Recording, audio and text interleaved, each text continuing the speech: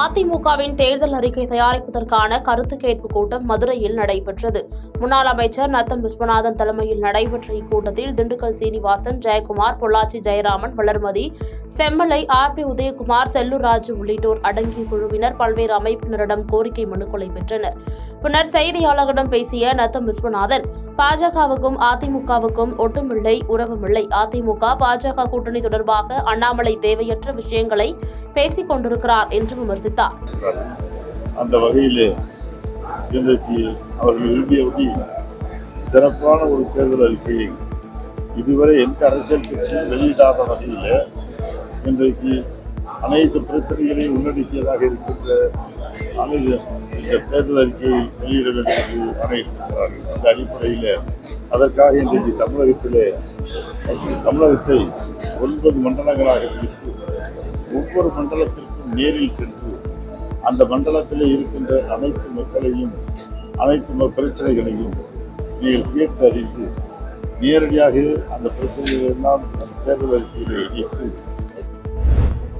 கன்னியாகுமரி மாவட்டம் மாத்தூர் தொட்டி பாலத்தின் கீழ் பகுதியில் பரளி ஆற்றின் குறுக்கே மாத்தூர் முதலார் பகுதிகளுக்கிடையே 7 கோடி 7 லட்சம் ரூபாய் மதிப்பிலான உயர்மட்ட பாலம் அமைக்கும் பணிக்கு அடிக்கல் நாட்டும் நிகழ்ச்சி நடைபெற்றது.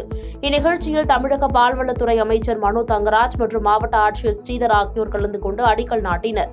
தொடர்ந்து செய்தியாளர்களிடம் பேசிய அமைச்சர், தமிழகத்தில் நாடாளுமன்ற தேர்தலில் கூட்டணிக்காக பாஜகவின் கதவுகள் திறந்தே இருக்கும் என்பது குறித்து பதிலளித்த அவர், அது முதலையில் வாயில் அகப்பட்டதை போன்று ஆபத்தானது என்று கூறினார். இதெல்லாம் ஒரு தேர்தல் யுக்தி தான். நீங்கள் இந்தியாவினுடைய பெருமை என்று நீங்கள் உலகத்தில் எங்கே போய் பேசினாலும் ஒன்றை மட்டும்தான் பேச முடியும். ஒருமை, பன்முகத்தன்மையில் ஒரு ஒருமித்த தன்மை என்பது தான் யூனிட்டி இன் டைவர்சிட்டி. அது ஒன்று தான் இந்தியாவுடைய பெருமை. ஏன்னா மற்ற நாடுகளைப் போல் அல்ல. இந்திய துணைக்கண்டத்தில் பல இனங்கள், பல மொழிகள், இங்கு இவர்களால் கட்டமைக்கப்பட்ட ஜாதி என பல வேறுபாடுகளோடு, அந்த வேறுபாடுகளிடையில் ஒற்றுமையோடு மக்கள் வாழ்ந்து வருகின்றார்கள். அந்த பன்முகத்தன்மையை இவர் அளிக்கக்கூடிய முயற்சியில் ஈடுபடுகிறார்கள். அதுக்கு வேறு எந்த காரணமும் இல்லை. அதற்கான ஒரே ஒரு காரணம் அரசியல் தான். மக்களை அறிவு நிலையில் கட்டமைத்தால் அவர்கள் கேள்வி கேட்பார்கள். எனவே அவர்கள் உணர்வு நிலையில் கட்டமைப்போம் என்று சொல்லி இன்றைக்கு மத உணர்வை தூண்டி இப்படி மக்களை ஒரு சிறுபான்மை மக்களை ஒரு பெரும்பான்மை சமூகத்திற்கு எதிரான மக்கள் என்பது போன்ற ஒரு கட்டமைப்பை இவர்கள் காட்டி இன்றைக்கு அரசியல் செய்கிறார்கள். திருவள்ளூர் காந்திபுரத்தில் வீட்டில் பதுக்கி வைத்து கஞ்சா விற்பனை செய்யப்பட்டு வருவதாக மாவட்ட காவல் கண்காணிப்பாளருக்கு ரகசிய தகவல் கிடைத்துள்ளது. தகவலின் பேரில் போலீசார் விசாரணை மேற்கொண்டதில் ஆந்திர மாநிலம் விஜயவாடா பகுதியைச் சேர்ந்த மர்ம நபர் ஒருவர் ரயில் மூலமாக திருவள்ளூர் ரயில் நிலையம் பகுதிக்கு வந்து கஞ்சா விற்பனை செய்துவிட்டு செல்வதும், அத்தகைய கஞ்சாவை காந்திபுரம் பகுதியை சேர்ந்த ரவுடியான பிராங்க்லின் என்பவர் அதனை பெற்று தன் வீட்டில் பதுக்கி வைத்து விற்பனை செய்து வந்ததும் போலீசாருக்கு தெரியவந்தது. இதையடுத்து போலீசார் பிராங்க்லின் வீட்டை சோதனை செய்ததில் விற்பனைக்காக பதுக்கி வைத்திருந்த 22 கிலோ கஞ்சா பறிமுதல் செய்து அவரை கைது செய்தனர். மேலும் அவருடன் தொடர்புடைய 4 பேரையும் கைது செய்த போலீசார் அனைவரையும் சிறையில் அடைத்தனர்.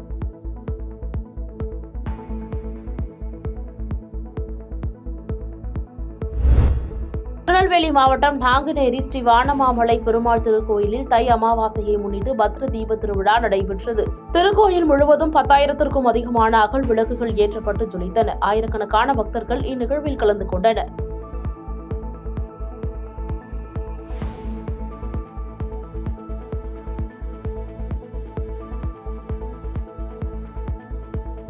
காஞ்சிபுரம் மாவட்டத்தில் பள்ளி கல்லூரி மாணவர்கள் பயன்பெறும் வகையில் மாவட்ட நிர்வாகம் மற்றும் தென்னிந்திய புத்தக விற்பனையாளர் பதிப்பாளர் சங்கம் இணைந்து நடத்தும் 2வது மாபெரும் புத்தக திருவிழா மாவட்ட ஆட்சியர் கலைச்செல்வி தலைமையில் நடைபெற்றது.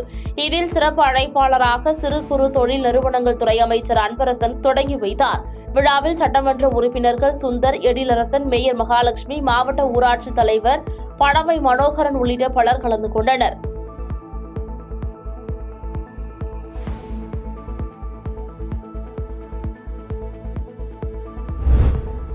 கிருஷ்ணகிரி மாவட்டம் ஒசூரில் தர்மபுரி, கிருஷ்ணகிரி ஆகிய நாடாளுமன்ற தொகுதிகளுக்குட்பட்ட பகுதி மக்கள் இயக்கம் அமைப்புகளிடம் திமுக தேர்தல் அறிக்கை தயாரிப்பிற்கான கலந்துரையாடல் மனுக்களை திமுக தேர்தல் அறிக்கை தயாரிப்பு குழுவினர் பெற்றுக் கொண்டனர். பின்னர் செய்தியாளர்களிடம் பேசிய எம்பி கனிமொழி, பாஜக ஆளாத மாநிலங்களில் நிதி குறைவாக ஒதுக்கிய மத்திய அரசால் மாநில முதல்வர்கள் மாநிலங்கள் போராடும் சூழலுக்கு மத்திய அரசு தள்ளிக் கொண்டிருக்கிறது என தெரிவித்துள்ளார். அவர் முதலமைச்சராக இருந்த பொழுது சொன்ன கருத்துக்கள் இது. இன்னைக்கு பிரதமராக இருக்கக்கூடிய அந்த நிலையிலே அவர் முற்றிலும் எதிரான, முதலமைச்சர் மோடி அவர்கள் சொன்ன கருத்துக்களுக்கு முற்றிலும் எதிரான ஒரு நிலைப்பாட்டை எடுத்திருக்கிறார். திராவிட முன்னேற்ற கழக கூட்டணி தானே இல்லை 37 இல்லைங்க, நிச்சயமாக 39 தொகுதிகளில் தமிழ்நாட்டையும் பாண்டிச்சேரி சேர்த்து 40 தொகுதிகளையும் நிச்சயமாக எங்களுடைய கூட்டணி வெற்றி பெறும் என்பதில் சந்தேகம் இல்லை. தூத்துக்குடி சென்னை பெருநகர் குடிநீர் வழங்கல் மற்றும் கழிவு நீரகற்று வாரியம் சார்பில் பெருநகர சென்னை மாநகராட்சி மண்டலம் 13 வார்டு பகுதிகளில் 3,79,94,000 ரூபாய் மதிப்பில் கழிவுநீர் கட்டமைப்பு மற்றும் குடிநீர் பகிர்மான குழாய் போன்ற பணிகளை தென்சென்னை நாடாளுமன்ற உறுப்பினர் தமிழச்சி தங்கபாண்டியன் தொடங்கி வைத்தார். இந்நிகழ்வில் வேளச்சேரி சட்டமன்ற உறுப்பினர் ஹசன் மௌலானா, 13வது மண்டல குழு தலைவர் துரைராஜ், மாமன்ற உறுப்பினர்கள் ஆகியோர் கலந்து கொண்டனர்.